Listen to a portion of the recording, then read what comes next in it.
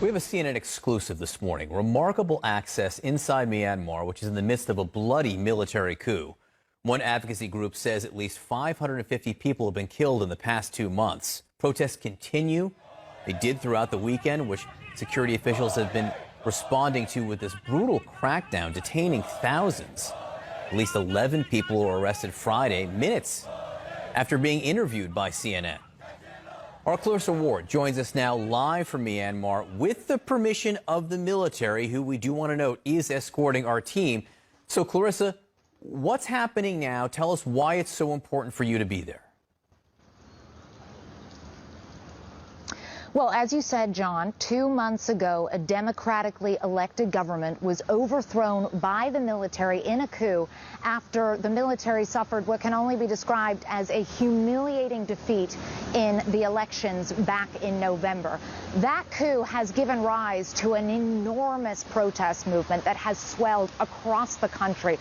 Put simply, the military does not have the support of the people of Myanmar. And as those protests have swelled and people have become more angered about this coup, so too has the violent oppression of that protest movement by the military. As you said, hundreds have been killed, among them dozens of children.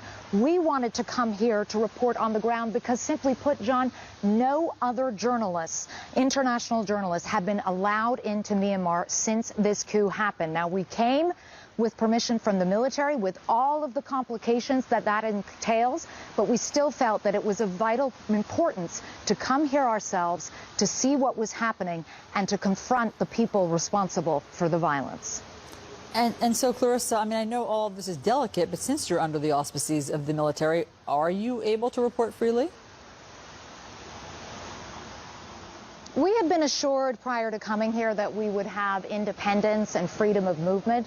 We wanted to stay in a hotel in Yangon. That was not allowed. We're staying instead in this military compound. It's completely walled off. We cannot come in and out and move freely. On our first day, we were moving around with a convoy of 6 trucks full of soldiers. In addition to that, we have many minders following our every move. Whenever we do have the opportunity to be on the street, which is very rarely, Allison, our minders are constantly filming everything with their cell phones, making notes, making phone calls, taking records of every single person we talk to and every single movement we make. So it has not been without its challenges, Allison. Well, they're taking pictures and they're taking names, apparently, Clarissa. So tell us about the people who've been detained after speaking with you. So this was a very distressing incident, John. On one day, we were finally allowed to go to a public space, to an open market. And it's important to underscore here that we have not solicited contact with any activists, with anyone who's part of the protest movement, because we know, given the context that we're here in, just how dangerous that could be. However, when we took our cameras out in this market and started shooting video, people started coming up to us. People started giving the 3-fingered Hunger Games salute that has become the emblem, the symbol of this defiant movement. And they came up and started telling us their stories. They told us they were frightened. They told us there is no peace there. And we let them say their piece. We felt it was important to give them the opportunity to have their side of the story on the record. Shortly afterwards, however, we found out that many of them were detained. One woman actually ran after me while we were still at the market, trembling like a leaf, on the phone with someone who said that 3 people we'd spoken to had already been arrested. We had the opportunity, however, to sit down with Myanmar's senior military leadership, the government spokesman himself, and we asked him why on earth these people had been arrested, and we urged him to release them. Take a listen. We went to a market in Yangon, and a lot of people approached us because they wanted to talk to us. They wanted to tell their side of the story. We subsequently found out that at least 5 of them were arrested. We have verified this independently. We have seen photographic evidence in some cases to confirm this. Can you please explain why you would be arresting people for talking to us? What possible crime did these people commit? They haven't committed any crime. We saw it on the news yesterday, and I asked how many were arrested. 11 got arrested. The security forces were worried that they would provoke others and start the protest in the market, and that is why they got arrested. However, the government is arranging to release them as soon as possible.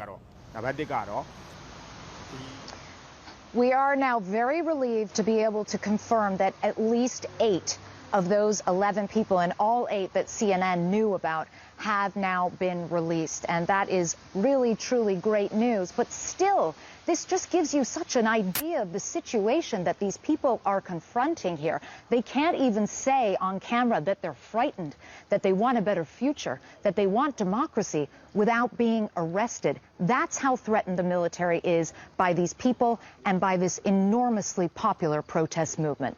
John, Allison. So Clarissa, why does the military want you there, or why have they agreed to allow CNN to be there if they're just going to arrest everybody that you talk to? The military wants to get its side of the story on the record, too, and that's important, and we gave them the opportunity to do that. They see the protest movement as being violent, as being dangerous, as being disruptive to the economy. They say that if people allow the process to play out, that there will be elections again within the next 2 years. They paraded a series of victims before us who told us stories about being threatened by the protesters, humiliated by the protesters. They took us to buildings that they said had been vandalized by the protesters.